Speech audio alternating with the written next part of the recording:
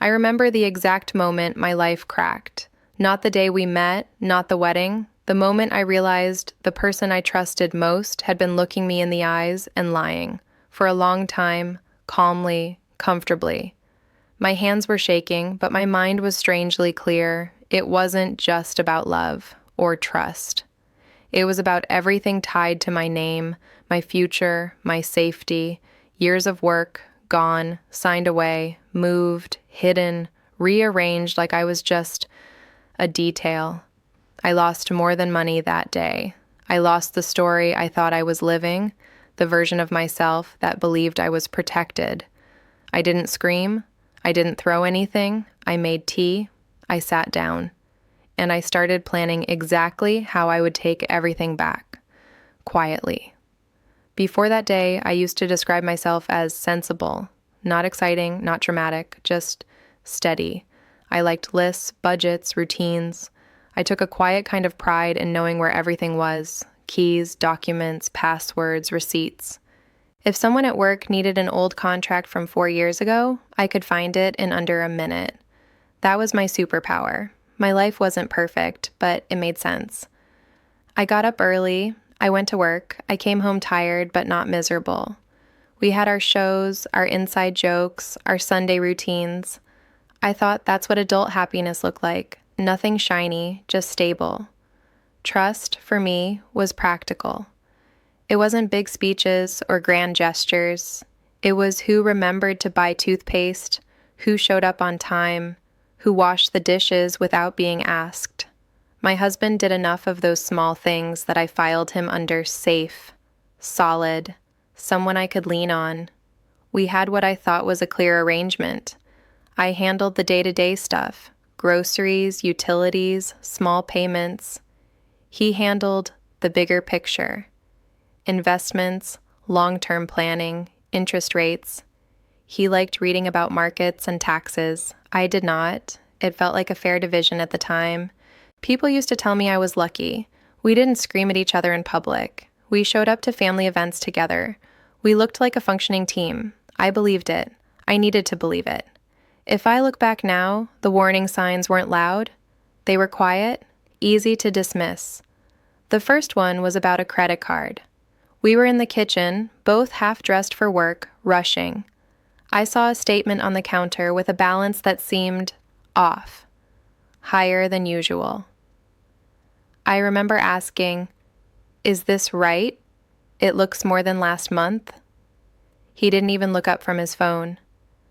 "Yeah, I put some work stuff on there. I'll get reimbursed. Don't worry about it." His tone had an edge to it, like I was accusing him of something. I felt silly, nosy. I let it drop. Then there was the mail. He started getting specific letters he'd pick up before I could. He'd joke, "Probably just more junk," and slide them straight into his work bag. "Everything's online now anyway," he'd say. "Paper's just clutter." I agreed, in theory, but a small part of me noticed that those envelopes were always from banks, insurance companies, or something with a logo that looked official. Still, I told myself I was imagining it.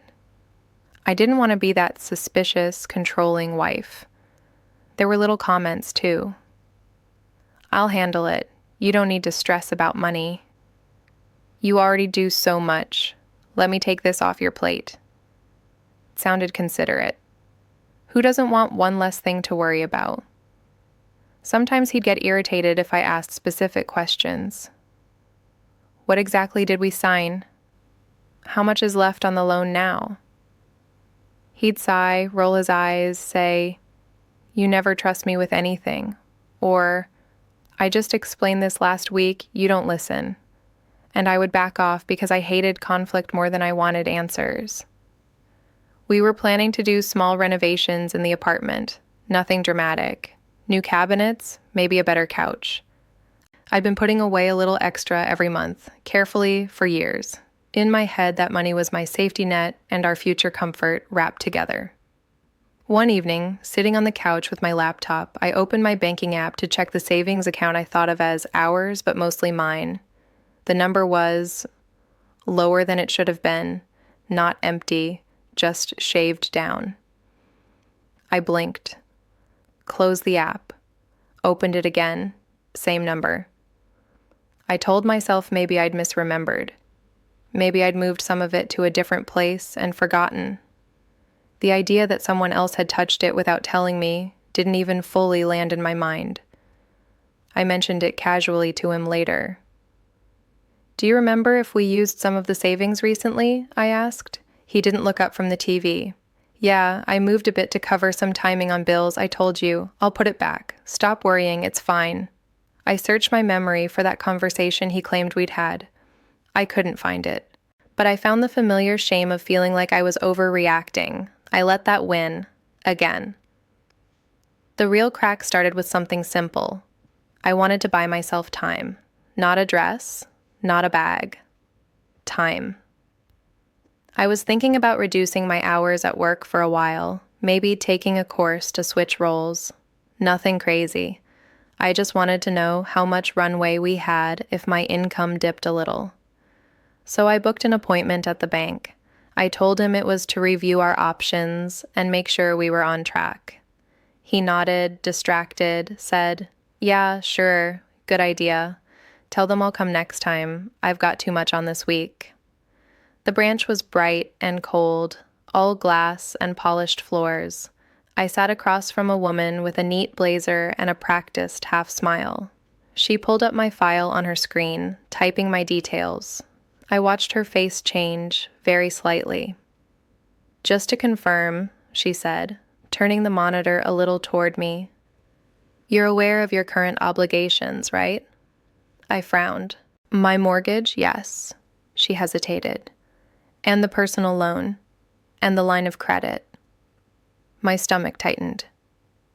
"I don't have a personal loan," I said slowly, "or a line of credit." She looked back at her screen. Her fingers moved. "My apologies, let me double check. It's all under your name, so I assumed—" The world went a bit quiet around the edges. "Can you show me?" I asked. She printed something and slid it across the desk.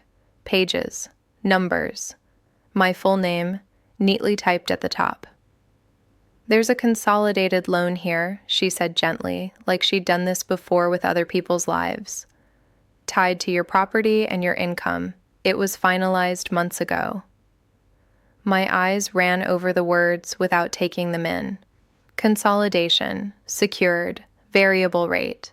At the bottom of the first page, there was a signature. My signature, or something that looked exactly like it.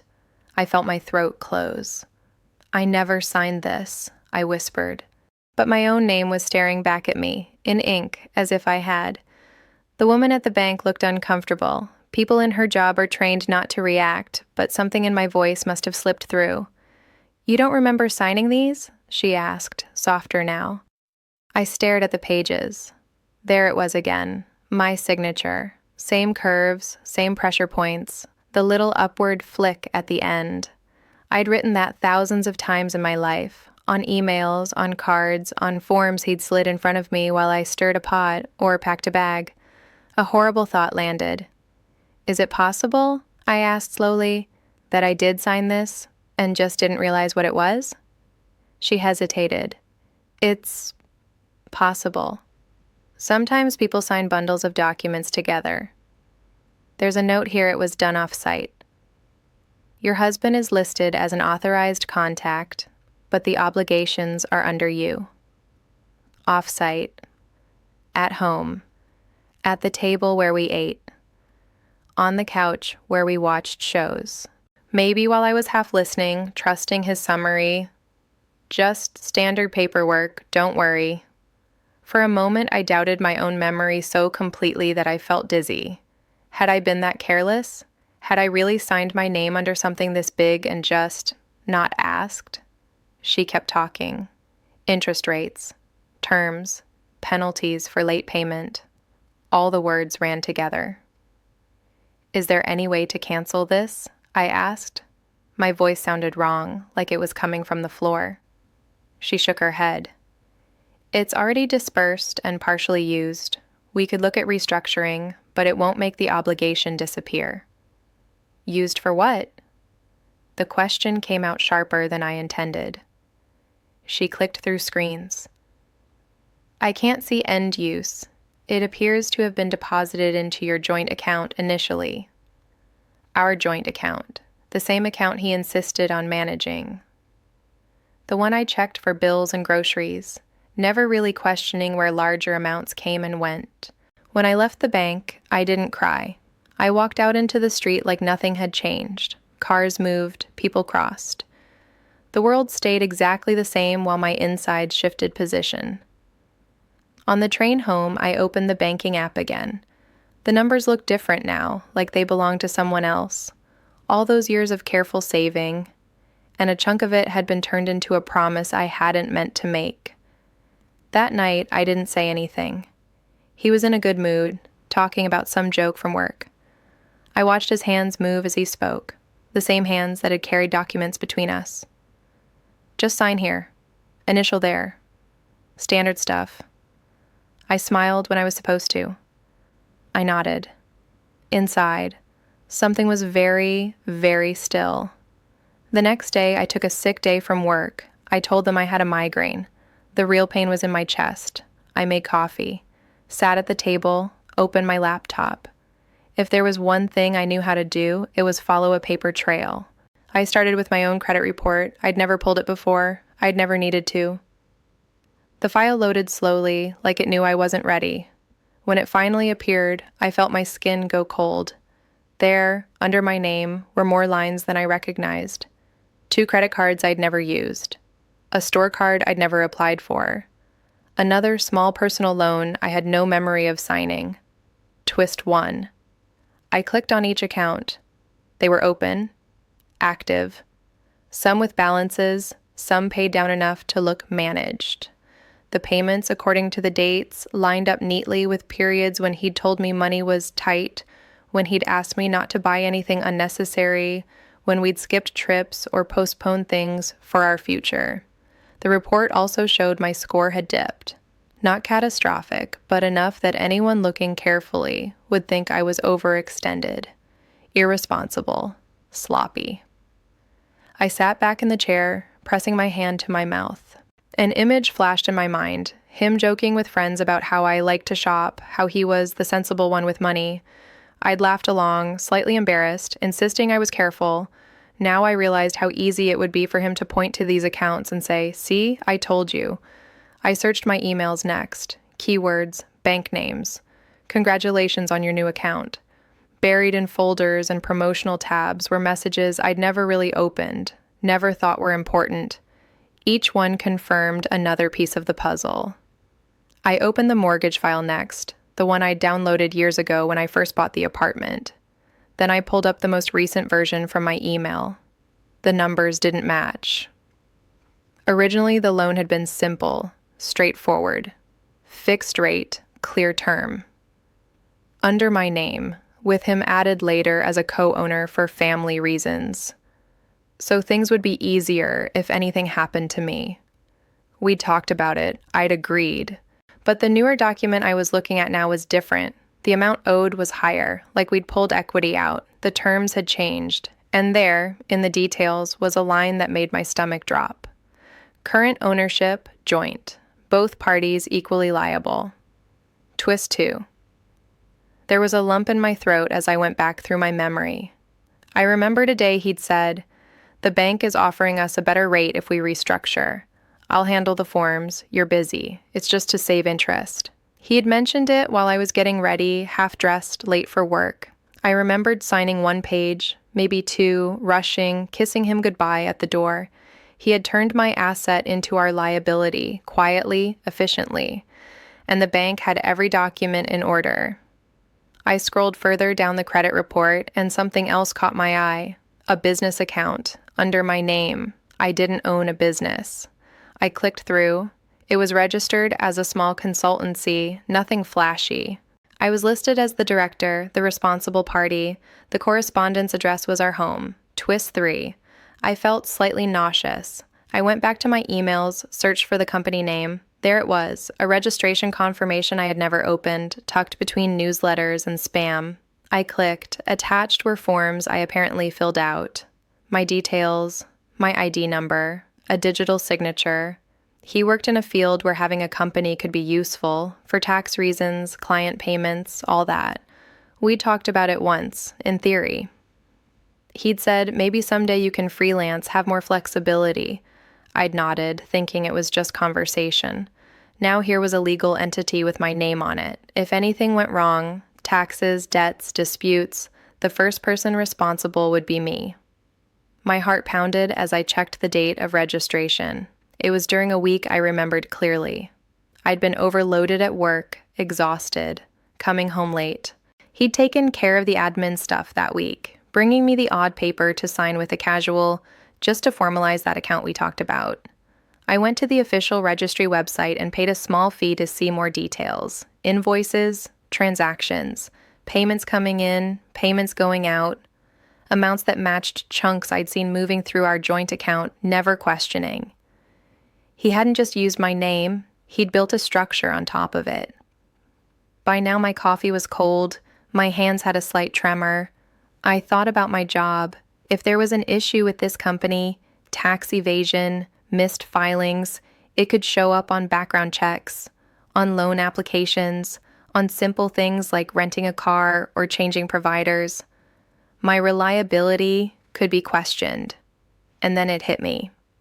All those times he'd joked about how I never understood numbers, how I was the emotional one, how he took care of the boring details.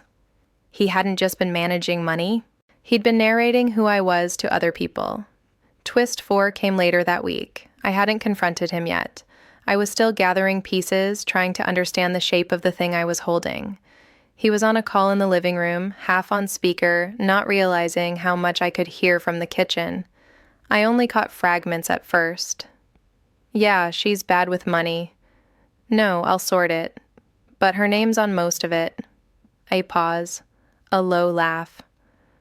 I know. I should have stopped her spending earlier. The words slid over me like cold water. He wasn't just quietly using my name. He'd already written the story for if it all went wrong. I would be the reckless one, the emotional one, the problem he'd tried to manage. I stood there, dish towel in my hands, listening to him casually protect his reputation at the cost of mine. He sounded so reasonable, so put upon, the responsible husband with the difficult partner. Something sharp and unfamiliar rose in me. Not rage.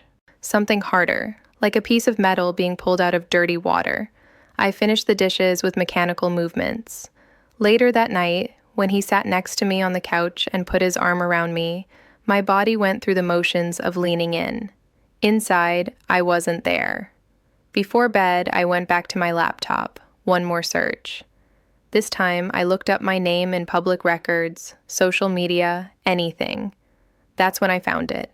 A post from someone loosely connected to his world, comments underneath. Yeah, his wife's always in debt, poor guy. He's constantly bailing her out. My name was there, spelled correctly, tied to a sentence that felt like a foreign object wedged into my life. I stared at the screen for a long time. Everything around me was silent. The apartment, the ticking clock, the faint hum of the fridge.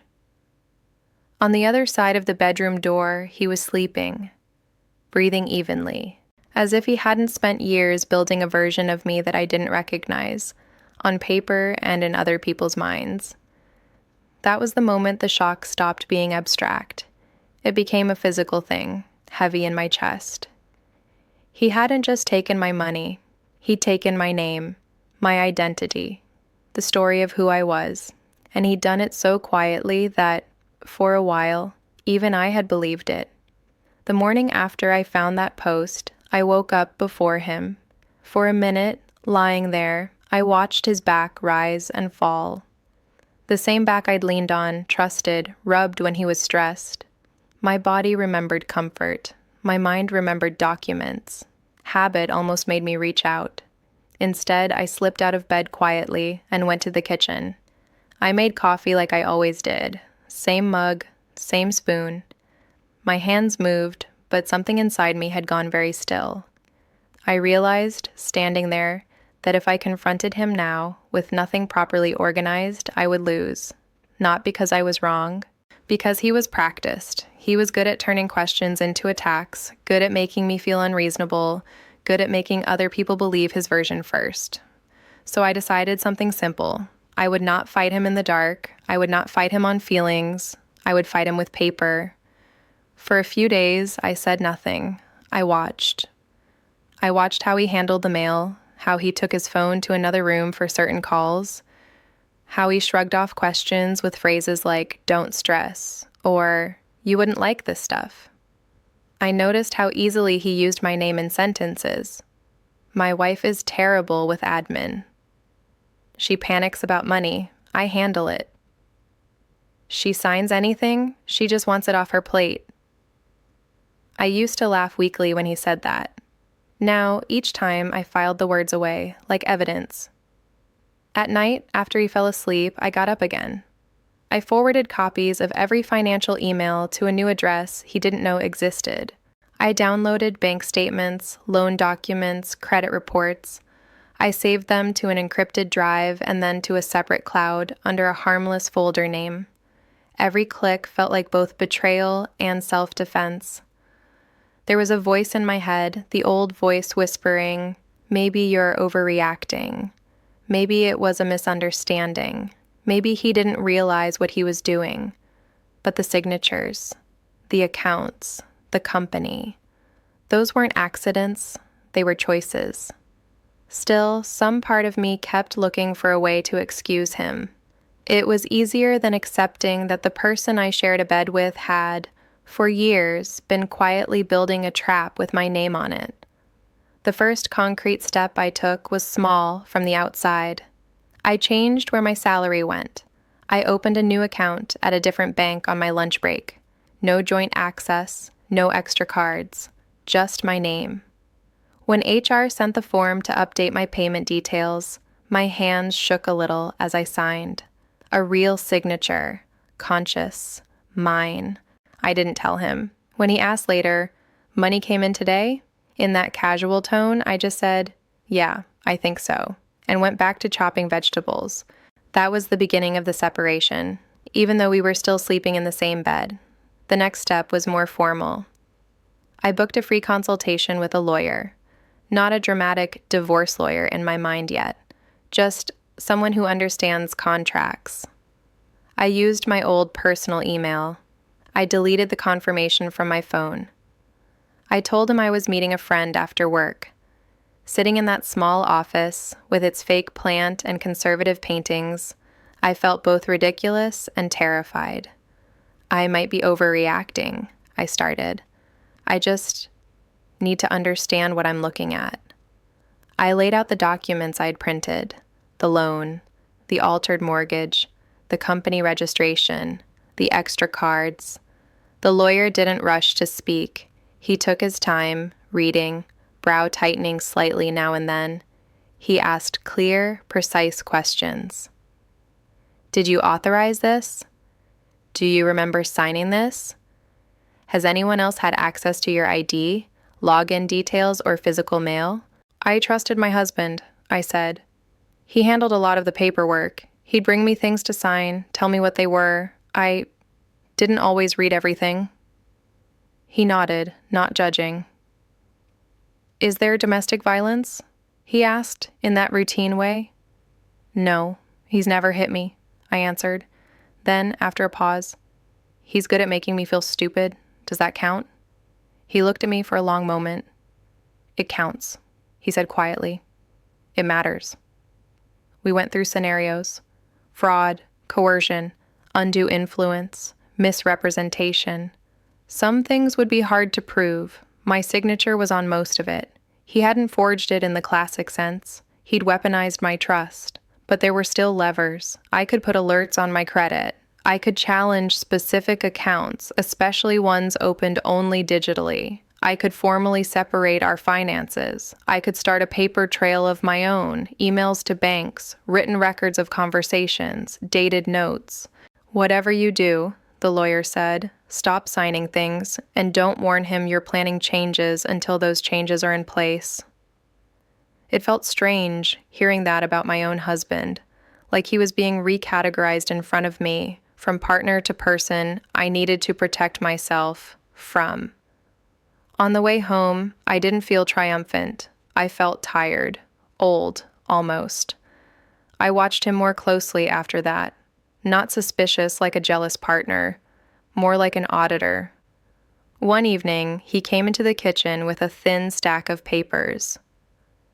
"Hey, can you just sign these?" he said lightly. "It's for the internet provider. They messed up the names on the account." My heart thudded. He laid the forms down, nudged a pen toward me, already half turned away like it was a non-event. I picked up the top sheet. The first line was about the internet. The second referenced associated services. Further down, in smaller print, there was text about authorizing direct debit from the primary account holder's bank accounts and any linked partner. The wording was just vague enough. "I want to read it," I said. He laughed a little. "It's just the usual template. You hate this stuff, remember?" "I still want to read it." He watched me for a second. A flicker of something, annoyance, calculation, passed over his face. "Babe, come on. I already sorted it with them on the phone. You trust me or not?" The old line. The one that used to make me feel guilty. I met his eyes. "I'm not signing anything I haven't read. Not anymore. Not angry. Just stated." The silence stretched. Then he shrugged too fast. "Fine, whatever, I'll deal with it," he said, snatching the papers back. "You always make things so difficult." He walked away. I didn't follow. I didn't apologize. I just watched his back, thinking, "You're annoyed because the door you used to come through is closing." The moral part of me kept raising its head. There were nights I lay awake thinking, maybe I should just talk to him. Maybe if I show him everything, he'll admit it, we'll fix it together. Maybe he was desperate, stupid, scared. Then I would remember his voice on that call. "Her name's on most of it." I should have stopped her spending. He wasn't scared, he was prepared, so I made a list instead. Not of revenge, of protections, move salary, done, separate savings, in progress, freeze credit. I contacted the bureaus, added notes to my file, notify banks of potential unauthorized use without accusing him by name yet. Just discrepancies I'd noticed. Start documenting, dates, conversations, copies. Then, quietly, I added another section. Not titled out loud, but I knew what it was. Reputation. If he'd been telling people I was unstable with money, I needed to be precise with my own story. I requested a written statement from the bank about the consolidated loan, how it was arranged, who initiated, where it was signed. I asked for logs showing which IP address applied for certain online accounts. I made sure those requests were in writing with confirmation emails. At work, when my manager mentioned routine background checks and financial responsibility for a new project, I didn't panic like I wanted to. Instead, I booked a private talk. "I want to flag something," I told her. My voice was steady. "I have discovered some irregularities in accounts tied to my name. I'm resolving them with my bank and lawyer, but if anything unusual shows up, I want you to hear it from me first, with documentation." I didn't go into detail. I just showed her one sanitized example and the letter from the bank acknowledging my inquiry. Her eyes softened. "Thank you for telling me. This actually makes you look more responsible, not less," she said. I almost cried in her office. Pride in her.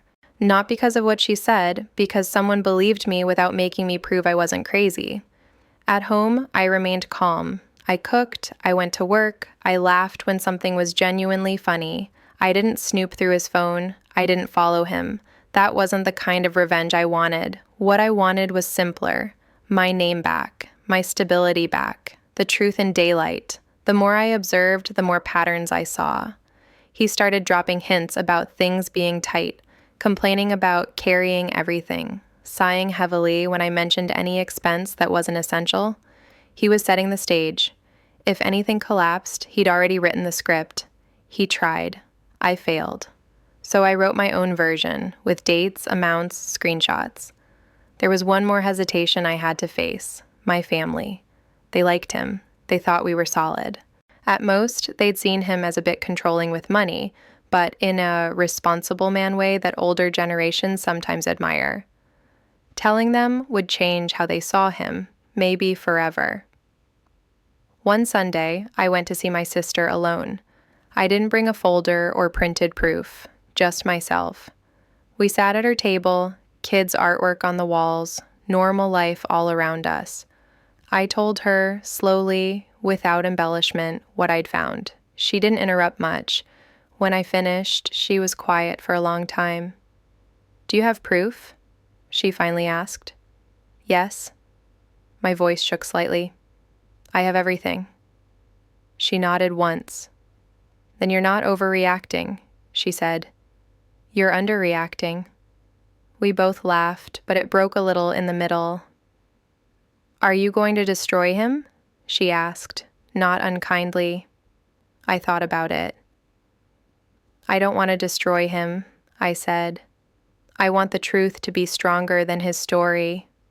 Whatever that does to his life, that's not my decision anymore. That's just consequence." It sounded cold, spoken out loud, but it felt clean. The revenge, if you could call it that, stopped being about hurting him. It became about refusing to let him keep using me as a shield. I went back to the lawyer. This time, we said the word divorce out loud. We talked about property, debt division, the evidence trail I was building. "It will take time," he warned, "and he will probably try to flip the narrative. But you're in a stronger position than you feel right now." Time, I could do time. I'd already lived in this slow burn for years without knowing. So that's what I did. I stayed, I watched, I documented. I untied knots he thought were permanent, not with screaming, not with broken plates, with emails, forms, careful conversations. Each quiet step pulled another thread out of the version of me he'd created.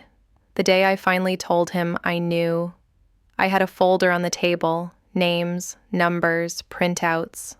I didn't raise my voice. I didn't cry. I just opened it and slid the first page toward him, my hand steady now. "Let's talk," I said, properly this time.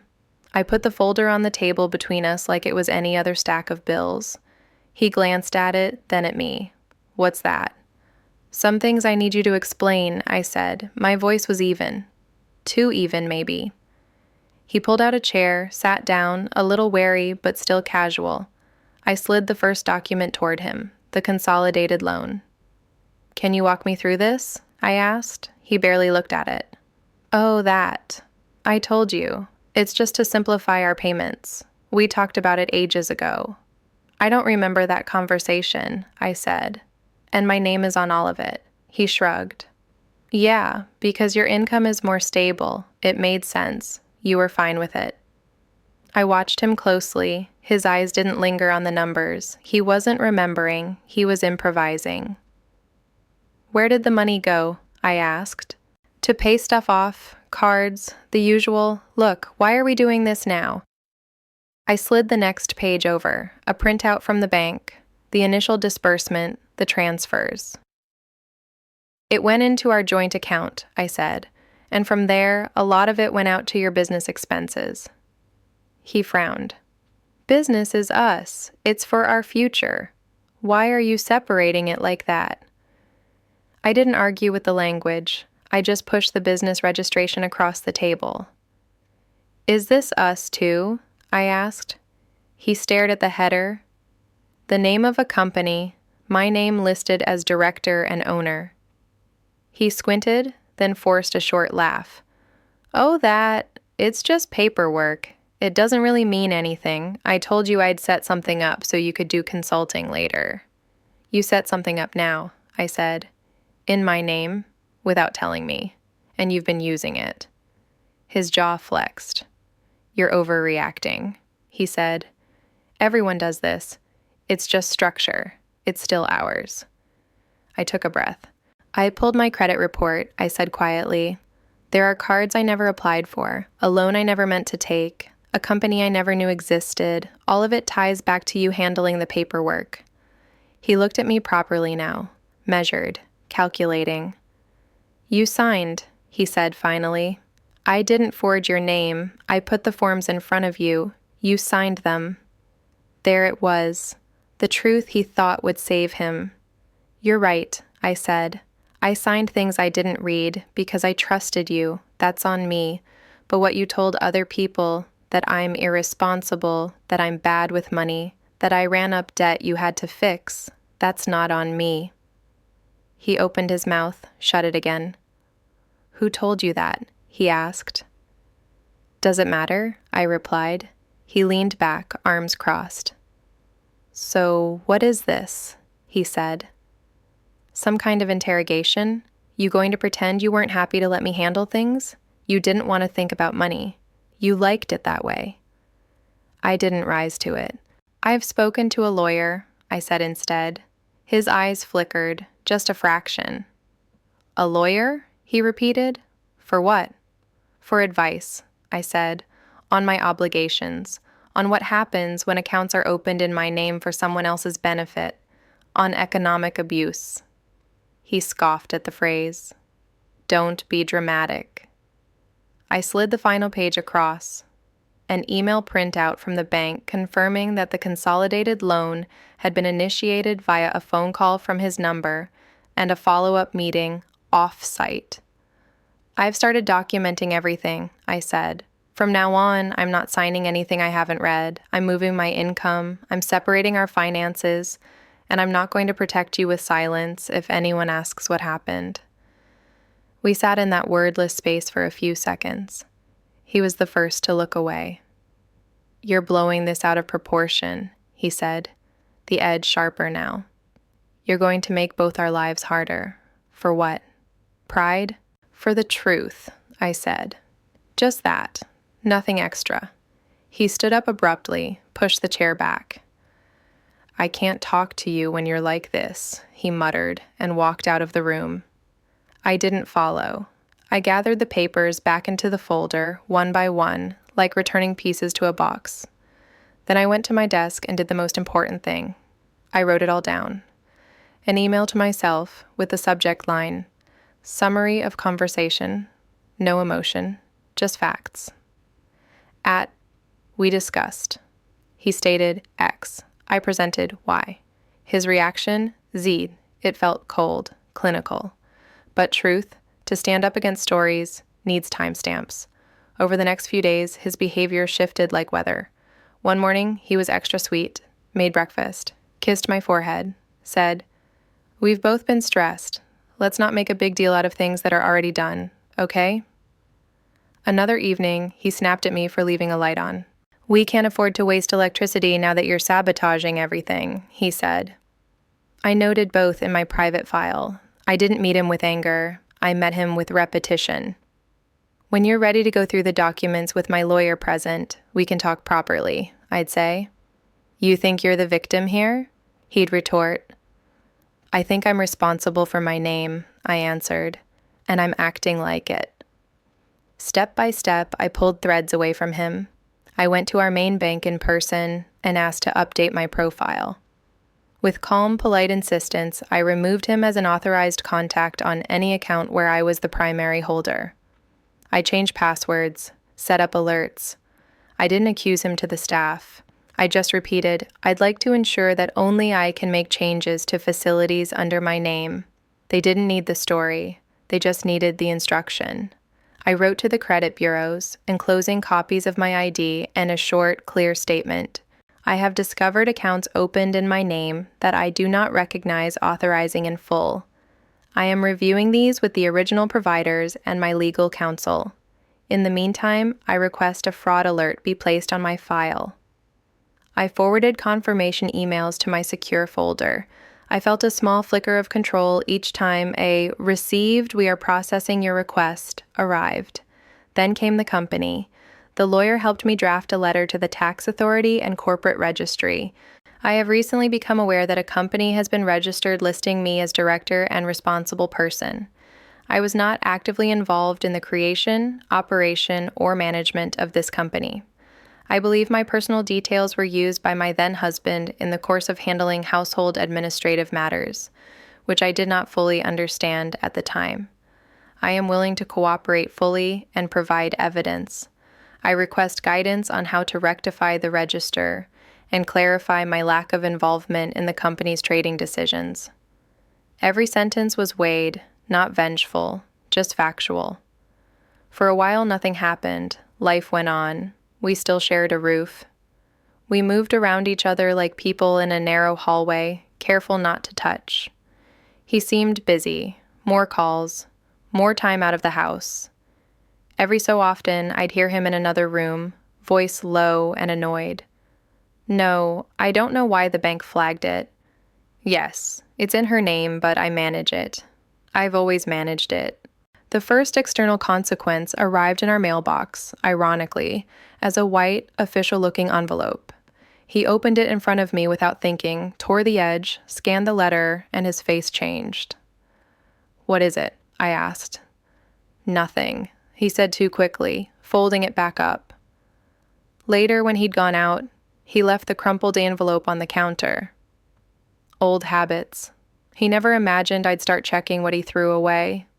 It was from a tax office, a notice of review for the company in my name, requesting documentation, transaction records, and explanations for certain deductions.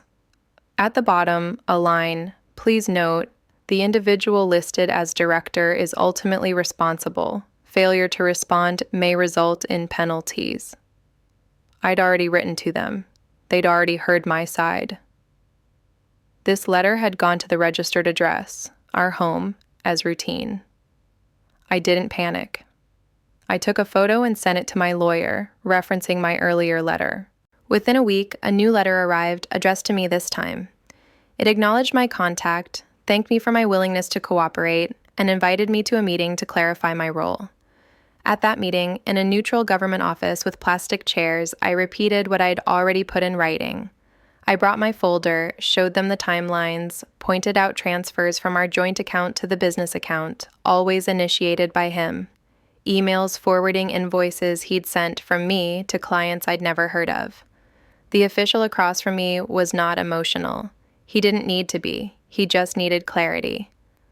"So you are not the one who negotiated with clients, sent invoices, or made spending decisions?" he asked. "No," I said. "I didn't even know this company existed until recently." He took notes. "Your husband was aware you were listed as director?" he asked. "Yes," I answered. "He set it up." "Do you have proof of his operational control?"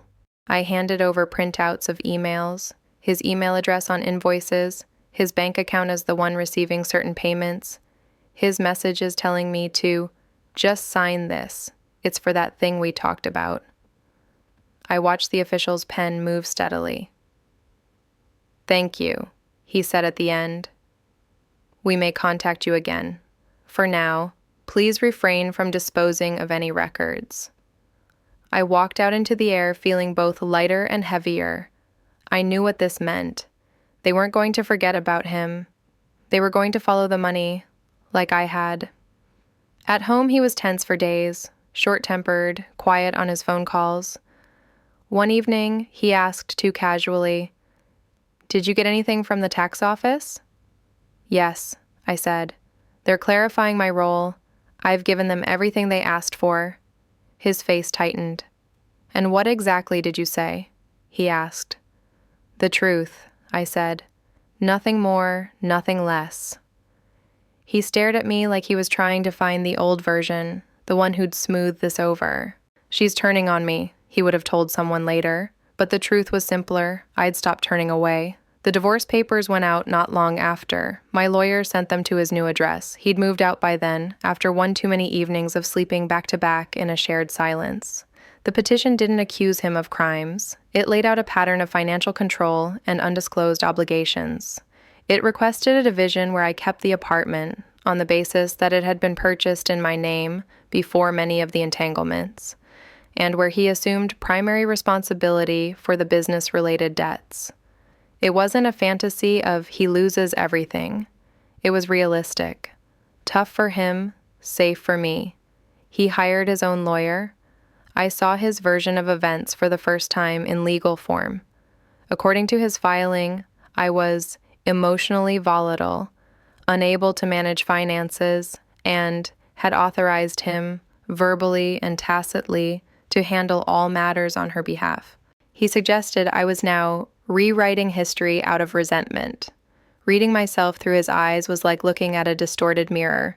Some pieces were real, my avoidance of boring paperwork, my trust, but the rest, he'd built an entire identity out of my blind spots. Mediation was scheduled, no dramatic courtroom, just a neutral room with a long table, 2 lawyers, a mediator, and us on opposite sides. He didn't look at me much. When he did, there was a mix of anger and something almost like disbelief, as if he still couldn't quite accept that I wasn't going to fold. The mediator started with the usual script: goals, assets, debts. Then, "Let's review the financial history," she said.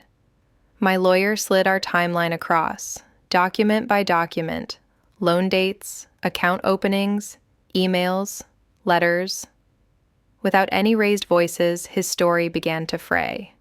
"That card was hers," he started. "The application originated from your IP address," my lawyer said, handing over a printout. "She knew about the business. The registration email went to your address, and all client correspondence lists you as the contact," the mediator noted. "She agreed to the consolidation. She just forgot. The bank logs show you as the only one present for the initial meeting, with your number recorded as the contact," my lawyer added. He shifted in his seat, agitated. "She's just trying to make me look like a monster to get more out of the divorce," he said. "I'm trying to not be legally responsible for things I didn't control," I said quietly. The mediator watched us both. Her gaze wasn't sympathetic. It was practical. "Regardless of intentions," she said, "the evidence shows a pattern. You, sir, initiated and managed most of these obligations, even when they were in her name. It's reasonable to treat business-related debts as yours. As for the apartment, the original documentation supports her position." He exhaled sharply, a little laugh, disbelieving. "So what? I walk away with nothing?" he said. "No," my lawyer corrected. "You walk away with what's yours, the business, the associated assets, and the associated liabilities. She walks away with what's hers, the apartment, her salary, her restored credit, once the flagged items are resolved." The words weren't sharp, they didn't need to be. Facts, placed in the right order, become their own force. Outside of the legal bubble, the truth leaked in quieter ways. His parents called me one afternoon, asking if we could meet.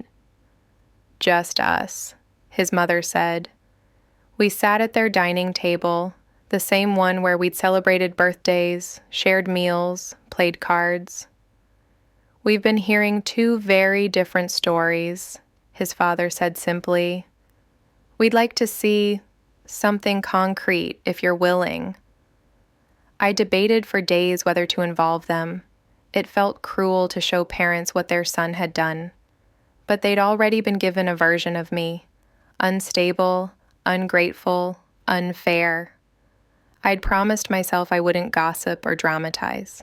But I also promised myself I'd answer honestly if asked, so I opened my bag, took out a thinner version of the folder, selected pages only, the registration in my name, the letter from the tax authority, the email from the bank acknowledging my inquiry about unauthorized accounts.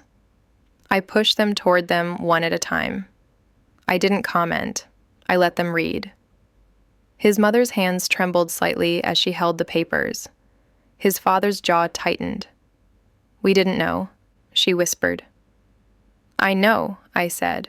"I didn't either, for a long time." "We thought you were being influenced," his father said slowly. "That maybe a friend had put ideas in your head." "A lawyer did," I said with a small, humorless smile. "Ideas like, read what you sign and your name matters." His mother looked up, eyes wet. "Is he going to be in trouble?" she asked. There it was, the moral knot, the part of me that still cared in some corner about his well-being. I've just answered questions truthfully, I said. To banks, to the tax office, to the court. Whatever happens comes from that. I haven't embellished anything. They nodded slowly. We sat in a heavy silence.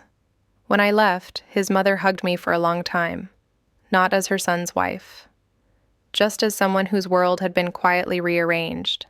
His reputation, the one he had curated so carefully, began to erode in places I couldn't see directly. I heard pieces through others. A colleague of his, who I barely knew, approached me at a mutual acquaintances gathering. "I'm sorry," she said awkwardly, "about everything. I didn't realize." "Realize what?" I asked. "That all that talk about you being hopeless with money wasn't the whole story," she said. "I saw your name pop up in a compliance email at work. It mentioned that you'd been in contact with the regulator about the company. The tone was different from how he talks about you." I didn't ask for details. I didn't need them. Another time, a friend of his, someone who had always seemed to take his side reflexively, sent me a brief message. "I was wrong about you," it said. "If you ever need a witness about how he talked about your finances, I'm willing." I stared at that for a long time. The revenge was never public shaming. No posts, no speeches. Just this. The quiet alignment of stories with facts. Months passed. The tax authority sent another letter. They had concluded that I was not the effective controller of the company. They were updating their records accordingly. Future correspondence would be directed at him. They thanked me for my cooperation. I forwarded the letter to my lawyer, then filed it in the same folder that had been swelling and then thinning as pieces resolved. My credit report slowly changed too. Some accounts were marked as disputed, others were closed. One by one, red flags turned to notes. Consumer reported misuse, resolved in favor of consumer. At work, I was offered a promotion. My manager, in her careful HR way, mentioned that my proactive handling of a complex personal financial situation had been noted. He, meanwhile, moved into a rental with a friend. He texted me once, about a year after everything had begun unraveling. "This has gone too far," he wrote. "You've ruined me." I stared at the words for a long time. I typed and deleted several responses, explaining, justifying, pointing out that he'd done most of the ruining himself. In the end, I wrote only, "I told the truth to the people who asked, that's all." He didn't reply. Eventually, the divorce was finalized. The decree came in a plain envelope, anticlimactic in its appearance. A few pages, stamps, signatures. It said, essentially, "This is over. These assets are hers. Those entities and obligations are his. My name was on it. Spelled correctly." Not attached to anything I hadn't chosen. There were no fireworks that day. I went to work, came home, heated leftovers. In the quiet of my apartment, the one I still had, now only mine, I pulled out the original folder one last time. I flipped through the pages. The first loan document, the business registration, the credit report, the emails, the letters from the bank, the tax office, the court. Then I added the final ones. The letter clearing me as director, the court order confirming the property in my name, the updated credit report. It wasn't satisfaction I felt. Not exactly. More like alignment. Like furniture that had been pushed around in my life was finally moved back into a configuration that made sense. People sometimes assume revenge is loud, dramatic, a single moment where everything turns. For me, it was this: saying no to signing without reading, saying yes to showing boring documents to strangers in offices, choosing again and again to tell the same plain story, even when it made both of us look small. He lost more than money in the end. Colleagues started to keep their distance. I heard through a cousin of his that a job opportunity fell through because a background check flagged concerns about previous use of a spouse's identity in financial arrangements. Friends split, as they always do. Some stayed neutral, some stayed with him, but a few, the ones I'd thought of as his friends, reached out to me quietly. "I should have asked for your side," one wrote. "I believed what was easier. I didn't ask them to defend me. I didn't ask them to attack him. I just understood more deeply than before how stories travel and how easily a person can be erased inside someone else's version." In the years after, when I filled out forms, I read every line. I took my time signing my name. I treated it like what it always was, a small personal promise. Once, a new partner, a decent man who came much later, asked why I was so particular about paperwork. "It's just boilerplate," he said, half joking. I smiled, but there was steel under it. "Boilerplate nearly took everything from me," I said, so I read the fine print now. He didn't push, he just nodded and waited while I read. That's how I knew I'd built something different this time. Not a perfect life. Those don't exist. Just one where I was awake at the desk where things got signed. As for my ex, I don't check on him. Not really. The bits I hear are incidental. He moved again. He started another small venture, this time under his own name, as far as I know. He complains apparently that women can destroy you with one letter these days. I think about that sometimes. It wasn't one letter that undid him. It was dozens. Signed without care. Sent without honesty. Filed without respecting whose name was at the top. In the end, I didn't have to raise my voice. I didn't have to destroy him. I just had to stop being the silent witness to my own erasure. I had to choose paper over panic, facts over fear. That was my revenge. Not dramatic, not cinematic, just this. I quietly took everything back that had always been mine, my money where it still existed, my home, my credit, my reputation, and most of all, my story. About 2 years after the divorce was finalized, I got the last letter that really mattered. It was from the same authority that had called me in about the company. The envelope looked like all the others, plain, official, nothing dramatic. I made tea before opening it, old habit now.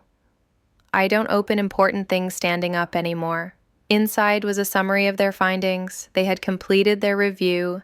They had traced the accounts, the invoices, the deductions. They had compared signatures, emails, IP addresses, phone logs. They had concluded that I was not the effective controller of the company, that I had been used administratively as a front. They said it in their own dry bureaucratic language, but that's what it meant. They'd also concluded that he had been directing operations, that he had benefited from deductions and structures under false pretenses, that certain filings were inaccurate, that penalties would be applied. At the end, a short line. No further action is contemplated against you. Your cooperation is appreciated. I sat at the table, the letter in my hands, staring at that sentence. I thought I would feel triumphant. Instead, I felt tired. Relieved, yes, but also sad in a way I hadn't expected. Because for a system to write words like that, it means they'd seen enough to know. And what they'd seen wasn't some minor misunderstanding. It was a pattern. A few months later, they asked me to appear at a hearing. Not a big televised trial. Just a formal administrative proceeding, the kind that decides fines, sanctions, professional consequences. I considered saying no. I wanted to be done. To close the folder and never open that part of my life again. But avoiding it was how all of this started. Signing without reading, letting someone else speak for me, so I said yes. The room was simple. Desk at the front, 2 tables facing each other. Neutral walls, no drama. He was there when I walked in. Thinner than I remembered. Older. He didn't look at me right away. His lawyer nodded politely at me. Professional distance.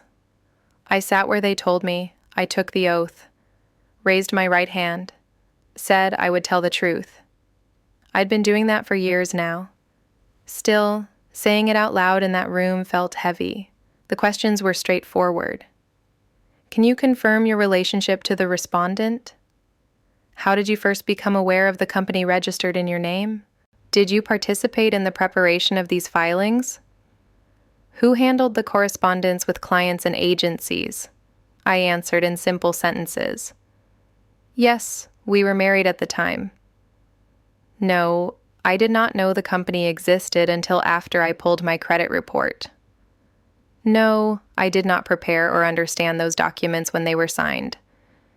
He handled the communication, the banking, the decisions. They showed me copies of forms with my name on them. Is this your signature? They asked. I looked at the lines. The shape was mine. The context was not. It looks like my signature, I said, but I did not understand what I was signing when these were presented to me. I was told they were routine. I was not made aware I would be listed as director or responsible person. His lawyer tried gently to push. You're saying you never read anything you signed? He asked. I'm saying I trusted my husband's summaries, I said. I thought we were on the same side. There was a quiet in the room after that. Not sympathy, just comprehension. They showed emails from his account where he discussed my company, my clients, my write-offs. They showed transactions from his personal and business accounts, using the structure that had my name on it. Piece by piece, they laid out the story I already knew, but from another angle, professional, clinical. At one point, they read from a message he had sent to someone. Don't worry, it's in her name, but I handle everything. Hearing that in this setting made my stomach twist. It was one thing to know it, another to have it read into an official record. He finally looked at me then. For a second, it was just the two of us, like in our kitchen, passing papers across the table. There was something like accusation in his eyes, but underneath it, fear, not the fear of being misunderstood, the fear of being seen accurately. When they asked if I wanted to add anything at the end, I thought carefully. I'm not here because I want to ruin him, I said. I'm here because my name was used without my understanding for things I didn't control. I've spent years untangling that. I just want the record to reflect what actually happened. They thanked me. I stepped outside. I didn't stay for the whole thing. I didn't need to watch him answer questions. The system would do what it did. A few weeks later, the decision came. He was fined heavily, ordered to pay back taxes and penalties, barred, for a time, from being a director of any company, marked in certain registers as having engaged in improper use of another individual's identity in financial arrangements. That phrase followed him in quiet ways. Jobs that required fit and proper checks were closed to him now. Roles involving others' money became harder to obtain. Whispers moved through his professional circle. He could still work. He wasn't in prison, but the trust he'd worn like a suit for so long had visible stains on it now, irreversible ones. His family knew, fully by then, not from me, from the decision, from letters they received because they'd once been used as references or contact points. I ran into his father once by accident at a supermarket. He looked older. He paused when he saw me. We read it, he said quietly, without greeting. The report, the findings. I nodded. I'm sorry, I said, and I meant it, not for telling the truth, but for the pain it caused them to see their son that way. No, he said, we are. We should have asked more questions sooner. We stood there for a moment, between shelves of cereal and canned food, two people linked by a story neither of us would have chosen. He'll have to live with it, his father said finally. So will I answered. In a different way. We said goodbye. We didn't promise to keep in touch. It was enough. In my own life, the dust settled gradually. I refinanced the apartment under my name alone, with clean documents. The advisor at the bank commented, "You're very thorough," when I asked for every clause in writing. I've learned to be, I said. At work, I took on a role that involved overseeing processes, risk, compliance. It was strange at first to be the one people came to when they were unsure about the fine print. Strange and fitting, I built new routines, new small happinesses, coffee in the same mug, but at a different table. My table. Sometimes in the evening, I think back to that version of myself at the beginning. The one who believed that being sensible meant letting someone else handle what bored or scared her. I don't hate her. She did the best she could with what she knew. She loved. She trusted. But if I could sit with her for an hour, I would tell her that trust without curiosity is not protection. That "I'll handle it" can be the kindest sentence in the world, or the most dangerous, depending on what comes next. People ask me sometimes if I'd ever confront him now, if given the chance. Tell him what he did to me. How long it took to feel like my life belonged to me again. I don't need to. Every time he applies for a serious role and has to disclose that sanction, he's being told. Every time a form asks, "Have you ever been found to have misused someone else's identity in financial matters?" and he has to tick yes, he's being told. That's the part nobody warns you about when they talk about revenge. If it's real, it doesn't feel like a victory lap. It feels like standing very still while the truth rearranges everything around you. My revenge was never about watching him fall. It was about refusing to fall with him. It was about stepping aside and letting consequences finally see the right person.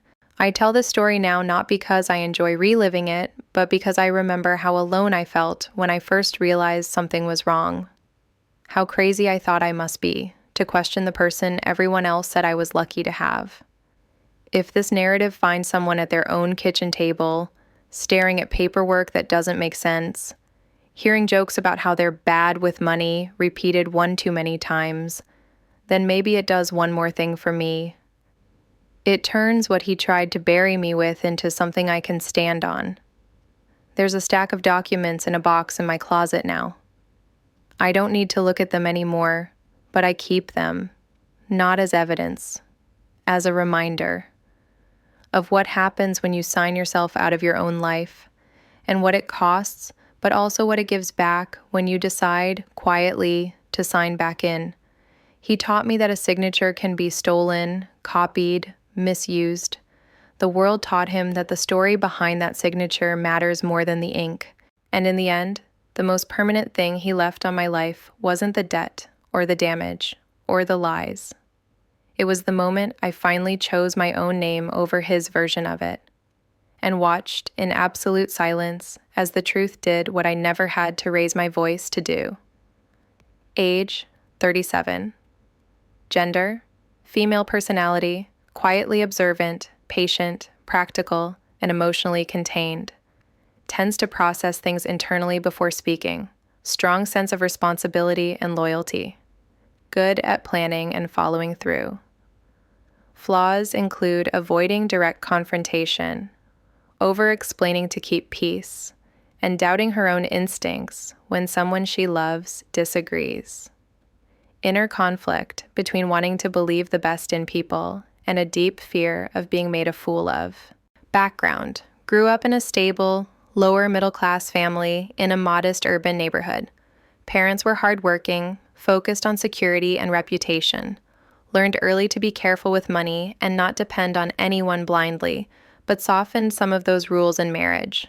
No history of extreme trauma, just steady, ordinary pressures. Education or profession: bachelor's degree in business administration. Works as an operations admin manager in a mid-sized company, used to handling contracts, documents, and day-to-day problem solving. Social class, solid middle class, edging into lower upper middle. Owns an apartment with a mortgage, a car, some savings and investments, accustomed to budgeting and planning for the future. Relationship status before betrayal, legally married, living together, socially perceived as a stable couple with a decently established life. She believed the marriage was long-term and generally secure, despite occasional normal arguments. Emotional state before betrayal: tired but mostly content. a bit worn down by routine, work, and responsibilities, but believed the struggle was for their future. Trusted her partner more than she trusted herself in some areas. Mild underlying anxiety about money and aging, but overall felt she was building a life on solid ground.